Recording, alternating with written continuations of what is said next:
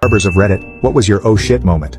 1. My coworker at a salon was cutting a girl's hair and found lice.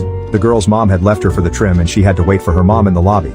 We spent the next hour or so frantically cleaning around all of the other clients and stylists to sanitize the whole place top to bottom. When the mom came back and asked her why she didn't have her hair cut, she replied, "They found out. Who brings their lice-ridden child to the salon?" 2. The typical not a barber here, but I used to go to a local barber college to get my hair cut because it was cheap. One girl had never cut a white guy's hair and her teacher asked if I was okay with it. I said sure, she has to learn somehow and it's just hair, it can be shaved and should grow back. Told her how I wanted the haircut, pretty simple, a little short and off the ears. Jokingly said do not take my ears off. Long story short, I left with a bald head and a band-aid on the top of my left ear, after bleeding like a stuck pig due to blood thinners. Where she nicked me with the scissors. Even her teacher couldn't save the haircut. I did my best to try and help the girl calm down as she was ugly crying. Went back a month later and asked if the girl was there.